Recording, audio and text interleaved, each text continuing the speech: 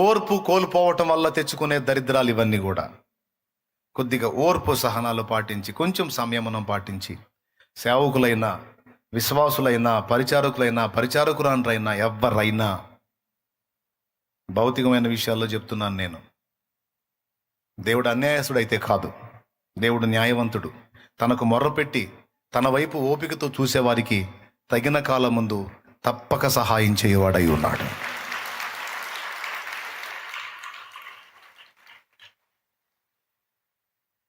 దేవుని కార్యాలు పొందడానికి ఏం అవసరమైంది? వాగ్దానాలు పొందడానికి ఓరిమి. చూడండి, హెబ్రీ పత్రికలో ఉంది ఆ మాట. హెబ్రీ పత్రికలో చెప్తాడు స్పష్టంగా. చూడండి ఏం అవసరమై ఉందో.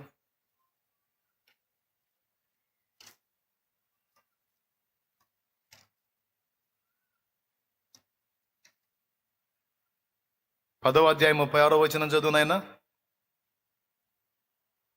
మీరు దేవుని చిత్తమును నెరవేర్చిన వారై వాగ్దానము పొందు నిమిత్తము మీకు ఓరిమి అవసరమై ఉన్నది. ఓరిమి అంటే ఓర్పయ్యా. మళ్ళీ ఒకసారి చదువు నాన్న, మన వాళ్ళకి ఎక్కదు ఒక పట్టాన. మీరు దేవుని చిత్తమును నెరవేర్చిన వారై వాగ్దానము పొందు నిమిత్తము మీకు ఓరిమి అవసరమై ఉన్నది. దేవుడు మీకు వాగ్దానం చేసినవి స్వతంత్రించుకోవాలంటే మీకు ఓర్పు కావాలి. ఓపికతో దేవునికి వెళ్ళి ఎదురు చూడాలి. తప్పకుండా దేవుడు కృప చూపుతాడు, సహాయం చేస్తాడు. చెప్పండి, నీ అప్పుల విషయంలో దేవుడు సాయం చేయలేడా? ఎప్పుడో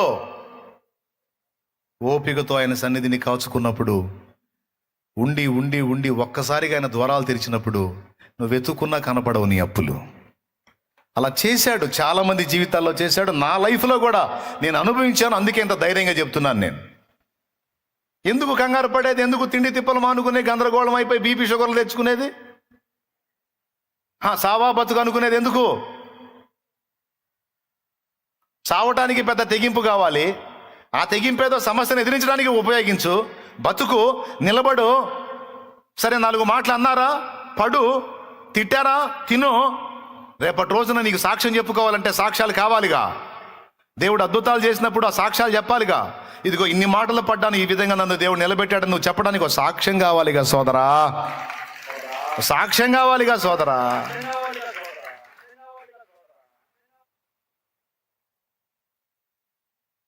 తెలుసో తెలియకో చేసావు, అయిందేదో అయిపోయింది.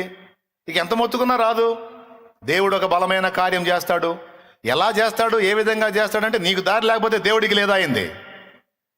ఏమయ్యా, నీకు అసాధ్యమైందని దేవుడికి కూడా అసాధ్యమా? దేవునికి సమస్తము సాధ్యమే. ఒక మాట పలికితే చాలు, జరగాల్సిన కార్యాలన్నీ జరిగిపోతాయి. ఆయన నమ్మదగిన వాడు. ఆమేన్. ఆయన నమ్మదగిన వాడు. తిండి తిప్పలు మానేసి దిగులు పడి ఆలోచించి చుట్టూ ఊడిపోయి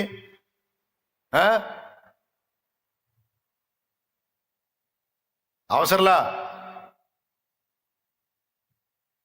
నేను దేవునికి వెళ్ళి కాచుకున్నాను, దేవుడు కార్యాల కోసం చూస్తున్నాను, నా తండ్రి ఏదో ఒక విధంగా నాకు దారి చూపిస్తాడు. ఆ నిర్ణయ కాలం వచ్చేంత వరకు నేను ఓపిక పడతాను. నేను ఆత్మహత్య చేసుకోను, నేను ఇంటి వాళ్ళని ఇబ్బంది పెట్టను, బయట వాళ్ళని ఇబ్బంది పెట్టను. నేను బ్రతికే ఉంటాను. నా దేవుడు నా పక్షాన కదిలేంత వరకు ఆయనకే మొర్ర పెడతాను. తిడితే తిట్లు తింటాను, కొడితే దెబ్బలు తింటాను, నా ముఖం మీద ఊస్తే ఊపించుకుంటాను. ఎందుకంటే ఇవన్నీ నాకు సాక్ష్యాలు చేస్తానన్నాడు నా దేవుడు. ఇవన్నీ నాకు సాక్ష్యాలుగా నిలబెడతానన్నాడు నా దేవుడు. నేను ఆ మాట నమ్ముతా, యేసయ్య మాట నమ్ముతా అని పట్టుబట్టాలి.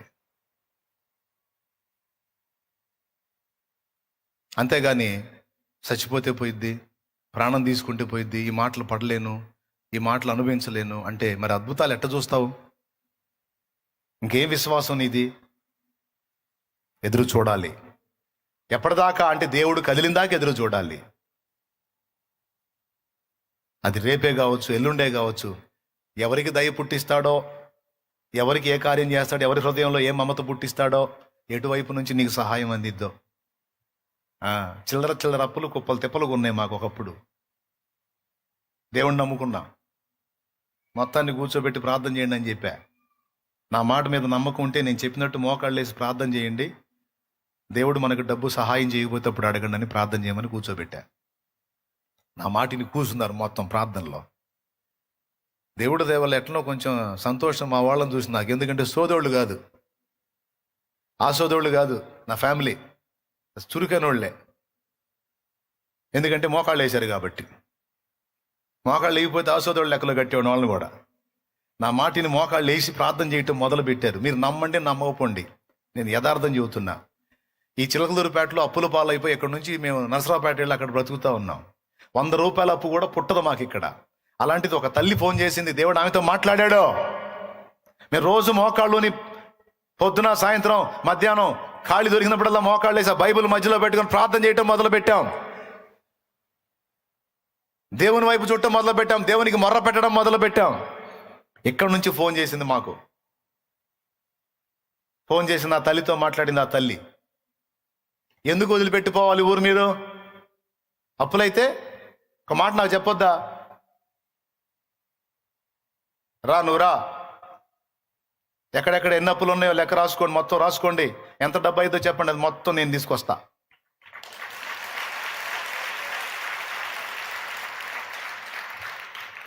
కాదు, సంవత్సరాలుగా మా దగ్గర తీసుకున్నారు, ఇచ్చారు. మీరంటే మాకెంతో నమ్మకం ఉంది. ఎందుకు అట్లా వెళ్ళారు? రండి అంటే మొత్తం లిస్ట్ రాసుకున్నాం, ఎవరెవరికి ఇవ్వాలో ఎంతంతో మొత్తం ఒక కుప్ప అయితే రాసుకున్నాం. మరి అప్పులంటే కుప్పలే అవుతాయి, మరి మామూలుగా కావు. రాసి పెట్టుకున్నాం. రాసిపెట్టి టోటల్ అమౌంట్ ఇంత అంటే మొత్తం కర్రల సంచికి డబ్బుల కట్టలు పేర్చుకొని వచ్చిందండి. కర్రల సంచి ఉంటుందే, ఆ సంచికి డబ్బుల కట్టలు పేర్చుకొని వచ్చి రోడ్డు పక్కన నిలబడింది. మేమేం మళ్ళీ వస్తువులు కూడా తాకట్టు పెట్టలా. ఎవరన్నా ఇస్తారు? ఆ దేవుడు గదిలేడు, మరేంది?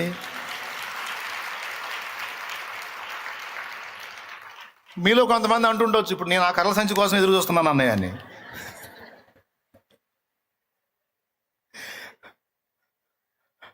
తప్పకుండా కదిలిస్తాడు ఆయన. ఆయన తలుచుకుంటే కార్యం జరగనే ఉంది. నాకు విశ్వాసం ఉంది నీ పట్ల జరిగింది కార్యం అని. అట్ట కదిలిస్తాడో, ఇంకొక రంగం కదిలిస్తాడో, ఇంకొక రంగం కదిలిస్తాడో, ఇంకొక రంగం నీకు అవకాశం ఇస్తాడో. నా దేవుడు లేడా? ఆయన అన్యాయస్తుడా? ఆయన కొరకు ఓపికతో కాచుకున్న వాళ్ళని సిగ్గుపరిచినట్టు చరిత్రలో లేదే. నేను నమ్మిన వానిని ఎరుగుదును, సిగ్గుపడనెన్నడు. నేను నమ్మిన వానిని ఎరుగుదును, సిగ్గుపడనెన్నడు, సిగ్గుపడనెన్నడు. నన్ను బలపరచువాని యందే సమస్తము నే చేయగలను. నన్ను బలపరచువాని యందే సమస్తము నే చేయగలను. చేస్తాడు. ఎంతమందికి విశ్వాసం ఉంది? అప్పులో ఎంతమంది ఉన్నారు? చేతులు ఎత్తండి. మొత్తమా? వందనాలు. సరికంతా అదేమంది. అట్లయితే ఏం పర్లా, నీకోసం కూడా కర్రల సంచి పంపించగలడు ఆయన. నిజమండి. ఇల్లు ఇల్లు తిరిగి పంచాం, సొంత సొమ్ములాగా. ఆమె సొమ్ము పాపం. అప్పు కడతంటే తీసుకునే వాళ్ళు దిమ్మరపోతున్నారు. డాడీ మీకు ఎంత డబ్బు డాడీ అండి? దేవుడు ఇచ్చాడు, తీసుకో, నా కాగితాలు మాకి. అడిగినోడు కల్లా అదే సమాధానం. వాళ్ళు ఆశ్చర్యపోతున్నారు, వాళ్ళు ఫిక్స్ అయిపోయారు వీళ్ళు కట్టలేరని. కానీ తీసుకెళ్ళి అంత పెద్ద అమౌంట్లు ఇస్తామంటే మైండ్ పోతుంది వాళ్ళకి. దేవుడు కార్యం చేశాడు. ఒకటే సమాధానం, ఎక్కడే మీకంటే దేవుడు ఇచ్చాడు, తీసుకో. ఎక్కడైతే నీకు డబ్బులు తీసుకొని మా కాగితాలు మాకి తీసుకొచ్చి, మరి అంత నమ్మి ఇచ్చింది కదా తల్లి పాపం. ఈ కాగితాలు ఆమె దగ్గర పెట్టి, మా ఇంటి స్థలం కాగితాలు ఇవన్నీ పెట్టి తడవకింత తడవకింత తడవకింత తడవకింత కష్టపడి తీరిస్తే చివరిలో ఒక 35,000 ఏమో ఆమె వదిలేసింది. 35,000 అంటే దాదాపు 45,000 ఏమో వదిలేసింది. అవసరం లేదు కట్టొద్దని. చూడు ఎట్ట మాట్లాడాడో. ఆయన ఉన్నాడాయా? కాకపోతే మనకు ఓపిక లేదు. అనేవాడిని అన్ని, తిట్టేవాడిని తిట్టని, ఒక మాట పడు, రేపు సాక్ష్యం ఏం చెబుతా? ఎవడు ఏమనకుండా, ఏ నొప్పి తగలకుండా, అసలు ఏ ఇబ్బంది లేకుండా అంతా ప్రశాంతంగా సాగిపోతే, మరి దేవుడు ఇలాంటి స్థితిలో నాకు ఇలాంటి కార్యాలు చేశాడని సాక్ష్యం ఏం చెబుతావు? నీ తలకాయ సాక్ష్యం చెప్పాలిగా. ఇప్పుడు నేనేం చెప్పేవాడిని ఏమి లేకపోతే, ఇప్పుడు ఉంది కాబట్టి, అనుభవించాను కాబట్టి సాక్ష్యం చెబుతున్నా, లేకపోతే ఇక నా తలకాయ చెప్పాలి, నేనేం చెప్పాలి? ఇక ఖచ్చితంగా సాక్ష్యం కోసం నీ జీవితంలో కొన్ని అనుమతిస్తే సంతోషంగా స్వాగతించు. ఫ్రీగా మాట్లాడుతాను ఏమనుకోవద్దు, మామూలుగా ఎక్కదు, అందుకని చెబుతున్నా. ఇప్పుడు చెప్పు, సావు బతుకు అంటావా? సస్యపోయిద్ది అంటావా? దేవుని పాదాల దగ్గర దీన మనస్సు కలిగి కూర్చో. ఆయన కృప చూపకపోతే ఇప్పుడు అడుగు. నిర్ణయ కాలం ముందు తప్పనిసరిగా నా తండ్రి నీ పక్షాన కదులుతాడు. మనుషులు మనల్ని మోసం చేస్తారు, డౌట్ లేదు. మనుషులు మనల్ని ఖచ్చితంగా మోసం చేయొచ్చు, చేస్తారు, మానవ నైజం అది. కానీ ఆయన మోసం చేయటం. మనుషులు నమ్ముకుంటే సిగ్గుపరుస్తారు, డౌట్ లేదు. కానీ ఆయన సిగ్గుపరచడు. నీ బిడ్డ మారలేదా? ఏం కాదు, మోకాళ్ళే.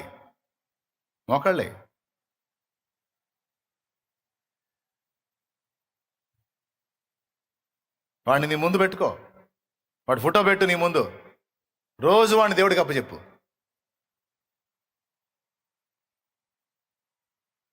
ఇదిగో వీడి సంగతి చూడు ప్రభువా, వీడి సంగతి చూడు. పెట్టు, ఆ ఫోటో పెట్టు, వాడి ఫోటో పెట్టు అప్పచెప్పు దేవుడికి. వీడు నా కుమారుడు, వీడి సంగతి తేల్చు. వీడు మార్చబడాలా, వీడు దర్శించబడాలా, రక్షింపబడాలా, వీడి మనోనేత్రాలు వెలగాల. వీడు నాకంటే ఎక్కువగా యేసయ్యా యేసయ్యా యేసయ్యా యేసయ్యా అని కలవరం కలవరించాలా. నీ కూతురు కదలలేదా? పెట్టు, దేవుని ముందు పెట్టు, ఆయన ఫోటో పెట్టు, మోకాళ్ళేయ్, మొర్ర పెట్టు. దేవుణ్ణి కలవరించేటట్టు చేయకపోతేప్పుడు అడుగు. ఎందుకంటే నువ్వు మనుషుల దగ్గరికి వెళ్ళి మొత్తుకోవట్ల, జీవం గల దేవుడి పాదాల దగ్గరికి వెళ్ళి ఆయన ముందు చూపించి,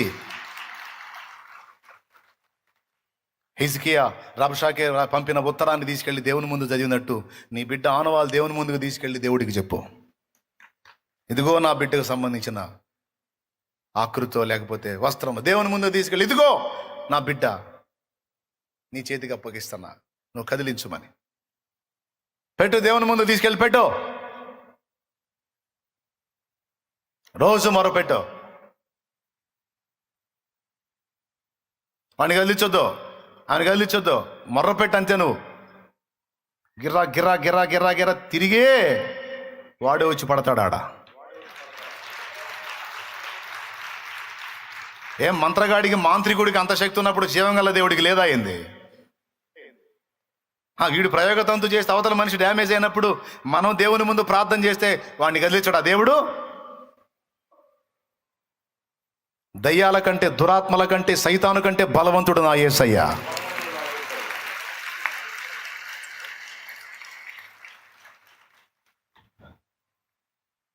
ప్రతి విషయంలో ఓపికతో దేవుని ముందు మోకాళ్ళని ఓపికతో నువ్వు కాచుకో. దేవుడు కార్యం జరగకపోతేప్పుడు అడుగు. ఆ ఓపిక లేకనే చాలా మంది ఇబ్బంది పడుతుంది. తొందరపాటు నిర్ణయాలు, తొందరపాటు మాటలు, తొందరపాటు అడుగులు దెబ్బ కొడుతున్నాయి. కాదు, దేవుడు కదిలిందాక కొంచెం ఓర్పు సమయం మనం పాటించి మనం దేవుని ముందు కూర్చోవటం అలవరుచుకోవాలి. ఆవేశపడకూడదు. కొంత నేర్పాడు దేవుడు నాకు, లేకపోతే మామూలుగా ఉండేది కాదు మన హడావుడి. దేవుడు ఫస్ట్ నుంచి చెప్పుకుంటూ వచ్చాడు, వెయిట్ ఆగురా, తొందరపడగా ఆగురా, ఆగున్నాను అనుకుంటూ వచ్చాడు. దేవుడి కృపలో ఆగుతా వచ్చాను. ఒక్కొక్కటి టైం వచ్చినప్పుడు కార్యాలు చేసుకుంటా, తగిలితే తగలాల్సిన దగ్గరికల్లా తగిలేటట్టు చేశాడు దేవుడు. దేవునికి స్తోత్రం కలుగును గాక. ఆయన తగిలిచ్చాడు. మనం వస్త్రములు చించుకున్న ఏం ప్రయోజనము? ఆవేశపడి. ఎంతమందికి విశ్వాసం కలిగింది? మరి ఓపికతో ఎదురు చూసే మెట్లోకి వస్తారా? తొందరపడతారా? చేస్తాడా చేయడా? భౌతికంగా ఏదైనా సంతాన విషయంలోనైనా నువ్వు దేనికోసం అడుగుతున్నావు దాని విషయంలో ఓపికతో దేవునికి మొర్రపెట్టి ఎదురు చూడు. కొంతమంది పిల్లలు లేరు అని బాధపడతారు. నీకు మంచి మనసు ఉందా? సరే, నీకు పుట్టకపోతే ఏ తల్లి కన్న బిడ్డైనా దిక్కులేని బిడ్డను తెచ్చుకొని పెంచు. నీ బిడ్డకు నువ్వు పాలిచ్చి పెంచి పెద్ద చేస్తే అది బాధ్యత. ఎవరో కన్న తల్లి బిడ్డను తీసుకొచ్చి నువ్వు పెంచి పెద్ద చేస్తే అది సేవ. ఏది ఉత్తమం? మీకు తెలుసా? చాలామంది పిల్లలు లేని గొడ్రాళ్ళు అలాంటి నిర్ణయం తీసుకున్న తర్వాత వాళ్ళకి సంతానం కలిగింది. నా కళ్ళతో చాలామంది చూశాను, నేను వాళ్ళకి ప్రార్థన కూడా చేశాను. వాళ్ళకి సంతానం కలగనందువల్ల వాళ్ళు ఏం చేశారంటే, ఇక వాళ్ళు పిల్లలు అనే ఆలోచన పక్కన పెట్టి దిక్కులేని బిడ్డను తీసుకొచ్చుకొని పెంచడం మొదలుపెట్టారు. అలా ఎప్పుడైతే ఇంకొక బిడ్డను తెచ్చుకొని పెంచి ఆ బిడ్డని ఆదరించడం మొదలుపెట్టారో, దేవుడు ఆమె గర్భాన్ని ముట్టాడు. అంటే ఆ సేవకు మెచ్చి ఆమె గర్భాన్ని ముట్టాడు. ఆమె సంతానవతి అయింది. మీరు కూడా ఇనే ఉంటారు, చాలామంది జీవితాల్లో చూసే ఉంటారు. ఫలానా బిడ్డను తెచ్చి పెంచుకున్న తర్వాత వాళ్ళకి పిల్లలు పుట్టారు అనే సాక్ష్యాలు మీరు లోకంలో వినే ఉంటారు. పుట్టకపోని కన్న ప్రేమ కన్నా పెంచిన ప్రేమ గొప్పదే అంటారు కదా. ఏ తల్లి కన్న బిడ్డ దిక్కులేని బిడ్డను తెచ్చుకోమా. కన్న బిడ్డలే గ్యారంటీగా చూడాలి ఈ రోజుల్లో. బయట వాళ్ళది ఏముంది? ఏమో వీలైతే కన్నవాళ్ళకంటే బయటోడే చూడవచ్చు, బయట అమ్మాయే చూడవచ్చు. ఎందుకంటే దాన్ని కళ్ళు తెరిసిన దగ్గర నుంచి నువ్వే తల్లివి, నువ్వే తండ్రివి కాబట్టి నిన్నే ప్రేమించి నిన్నే హత్తుకునే అవకాశం ఉండదని ఎందుకు అనుకుంటున్నావు? ఆ విధంగా దేవుడు నీ గర్భాన్ని మూసి ఇంకొక బిడ్డకి నీ ద్వారా ప్రేమ దొరికేటట్టు చేయాలని సంకల్పించాడేమో. దేవుని ప్రణాళిక నీ విషయంలో అది అయి ఉందేమో. దాన్ని ఎందుకు గుర్తించవు? నేనే గనాలని నువ్వు మొరాయిస్తున్నావు. ఏమో నీ ద్వారా ఇంకొక బిడ్డను ఆదరించేటట్టు దేవుడు నీ మీద ఉద్దేశాన్ని కలిగి ఉన్నాడేమో. అదే నీకు సొంత బిడ్డ పుడితే నువ్వు ఆ బిడ్డను ఆదరించలేవేమో. నీ ద్వారా ఇంకొక బిడ్డకి ఆదరణ దొరికినట్లు దేవుడు అట్లా నిన్ను డిసైడ్ చేశాడేమో. అలా ఎందుకు అనుకో? అలా దేవుడు నీ చేతికి తీసుకొస్తే ఏదన్నా ఒక బిడ్డను చక్కగా పెంచి పెద్ద చేయి. దేవుడు దయగలిగితే నీ గర్భాన్ని ముట్టి నీకు కూడా సంతానాన్ని ఇస్తాడు. ఇయ్యకపోయినా ఆ బిడ్డను పెంచు. వేరే తల్లి కన్న బిడ్డను నువ్వు పెంచితే అది సేవ. నీ కన్న బిడ్డను నువ్వే పెంచి పెద్ద చేస్తే బాధ్యత గొప్పదా, సేవ గొప్పదా? పెద్దగా చెప్పండి. మైండ్ పనిచేసిన వాళ్ళు మళ్ళీ ఒకసారి చెప్పండి. సేవే గొప్పది కదా. చెయ్యి, ఆ పని చెయ్యి. విశ్వాసంతో ఓపికతో ఎదురు చూడు. లేదు నాకే దేవుడు ఇస్తాడనే విశ్వాసం ఉందా? కూర్చో, దేవుని ముందు ఓపికతో ఎదురు చూడు. తప్పకుండా ఇస్తాడు. శారాకి ఇచ్చినోడు, రెబ్కాకి ఇచ్చినోడు, హన్నాకి ఇచ్చినోడు, రాహేలుకి ఇచ్చినోడు నీకెవడాయండి? ఆయన ఇస్తాడు. ఓపికతో ఆయన పాదాల దగ్గర ఎదురు చూడు. కుటుంబ పరిస్థితుల మార్పు విషయంలో కూడా నిరాశపడొద్దు, నిరుత్సాహపడొద్దు. ప్రార్థనలు చేస్తున్నా కానీ జవాబు రావట్లేదని కృంగిపోవద్దు. జవాబు దేవుడు ఇచ్చేంత వరకు ప్రార్థన ఆపకూడదు, ఓపిక కోల్పోకూడదు. నీ ఓర్పును చూడని దేవుణ్ణి, నీ ఓపిక, నీ సహనం, నువ్వు కార్యం లేట్ అయినా కూడా విశ్వాసం వదిలిపెట్టకుండా, కార్యం ఆలస్యమైనా కూడా నువ్వు విశ్వాసంతో దేవుని కోసం చూస్తా ఉన్నావు చూడు, తెగ నచ్చుతావు నువ్వు దేవునికి. నీ మొండితనం చూడని దేవుణ్ణి, నీ ఓర్పును చూడని దేవుణ్ణి. అది అన్ని విషయాలలో వర్తిస్తుందండి. ఇది సేవలో కూడా ఇదే వర్తిస్తుంది. సేవ చేయడానికి పూనుకున్నావు, మొర పెడుతున్నావు, మొత్తుకుంటున్నావు, కష్టపడుతున్నావు, ప్రయాసపడుతున్నావు, కొంత ఫలం చూసావు, ఇంకా ఫలం చూడాలని ఆశపడుతున్నావు, కానీ జరగట్లేదు. Don't worry. ఆయన సన్నిధిలో ఓపికతో కాచుకోనుండు.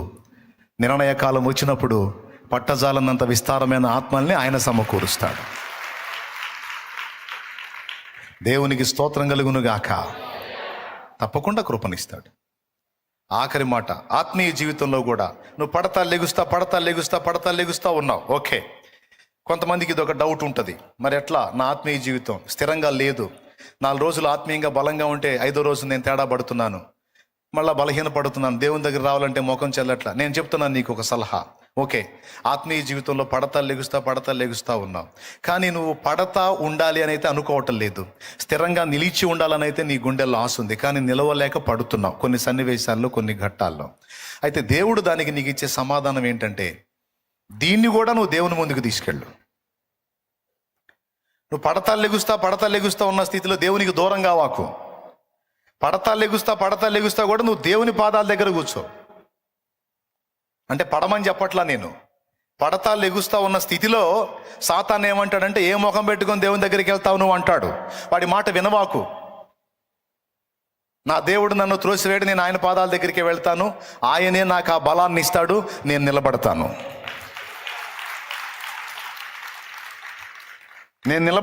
ఆయన నన్ను నిలబెడతాడు. నువ్వు అలా కాకుండా దేవునికి దూరం అయ్యావు అనుకో, ఇక నువ్వు ఫిక్స్ అయిపోయావని అర్థం పడిపోవడానికి. అట్లా కాకుండా నువ్వు దేవుని దగ్గరికి పదే పదే వస్తున్నావు అనుకో, పోరాడుతున్నావు అని అర్థం. ఏమైనా అర్థమైందా నేను చెప్పింది? ఎంతమందికి అర్థమైందో చేతులు ఎత్తితే సంతోషపడతాను నేను కూడా. ఏమర్థమైంది? నీ అడుగులు జారిన వేళ సాతాను నీ దగ్గరకు చేరి దేవునికి దూరంగా అమ్మంటాడు. దూరం కావటానికి లేదు, ఆయన దగ్గరికి వెళ్ళాలి. ముంగమూరి దేవదాసయ్య గారు ఒక అద్భుతమైన మాట చెప్పాడు. పెద్ద ఎదవని అన్న ఫీలింగ్ నీకుందా? ఎదవని అన్న ఫీలింగ్ నీకుందా? నా భాషలో చెబుతున్నా. సరే, నువ్వు ఎదవ అయితే అయ్యావు, అట్లానే వెళ్ళి దేవుని ముందు మోకాళ్ళే అన్నాడు. అట్లానే ఆ స్థితిలో నేను వెళ్ళి మోకాళ్ళే అన్నాడు. నేను పెద్ద పనికి మాలిన దాన్ని, బలహీనరాల్ని అన్న ఫీలింగ్ నీకుందా? అట్లయితే నువ్వు ఆ స్థితిలోనే వెళ్ళి ఆయన దగ్గర మోకాళ్ళేయమన్నాడు. ఎలాంటి మాటో చూడండి. నీ బలహీనతలను సాతాను నీకు చూపించి దేవునికి దూరం కా, దేవుడు నిన్ను ఒప్పుకోడు అంటాడు. నువ్వు వాడి మాట వినొద్దు. నన్ను కొడితే కొట్టాడు, తిడితే తిట్టాడు, బలపరిస్తే బలపరుస్తాడు. నేను ఆయన దగ్గరికే వెళతా, ఆయన వదలను. ఏమనాలి? నేను ఆయన దగ్గరికే వెళతా, ఆయన మాత్రం వదిలిపెట్టను. నేను, నా దేవుడు నాకు బలం ఇచ్చిందాకా, యెహెజ్కేలు నీవు చక్కగా నిలబడు, నరపుత్రుడా నీవు చక్కగా నిలబడు, నేను నీతో మాట్లాడాలి అన్నప్పుడు యెహెజ్కేలు నిలవలేకపోయాడు. ఆత్మ యెహెజ్కేలు నిలబెట్టినట్టు అవసరమైతే నా దేవుడు తన ఆత్మను పంపి నన్ను నిలబెట్టుకుంటాడు. అప్పటిదాకా నేను ఆయన పాదాలు అయితే వదిలిపెట్టను. నేను ఆయన సన్నిధినే గాచుకుంటాను, ఆయనకి దూరం అయితే కాను అని. నువ్వు దేవుని పాదాలను ఆశ్రయించటం మానకూడదు. అక్కడ కూడా నీకు ఓర్పు అవసరమై ఉంది. కొన్నిసార్లు విసుగొచ్చింది నీకు. ఇది ఎట్లా ప్రభువా? ఇన్నిసార్లు నా ఆత్మీయ జీవితంలో తొట్టుపాట్లు అంటే, నిన్ను బాధ పెట్టడం అంటే నాకు చాలా సిగ్గుగా ఉంది.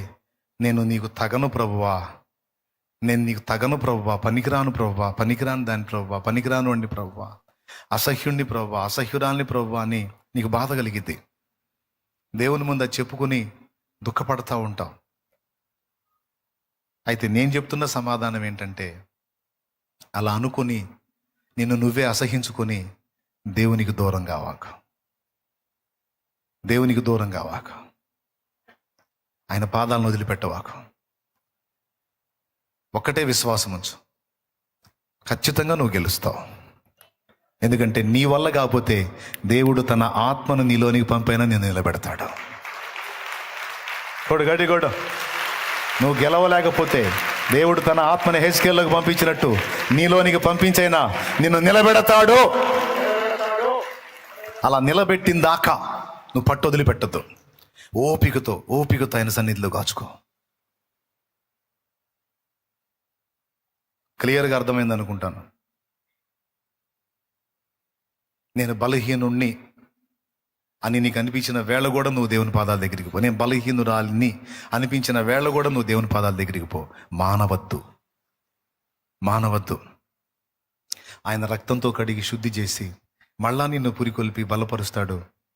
ఆయన తీసుకునే స్టెప్స్ ఆయన తీసుకుంటాడు. ఎట్టకేలకు నిన్ను నిలబెడతాడు.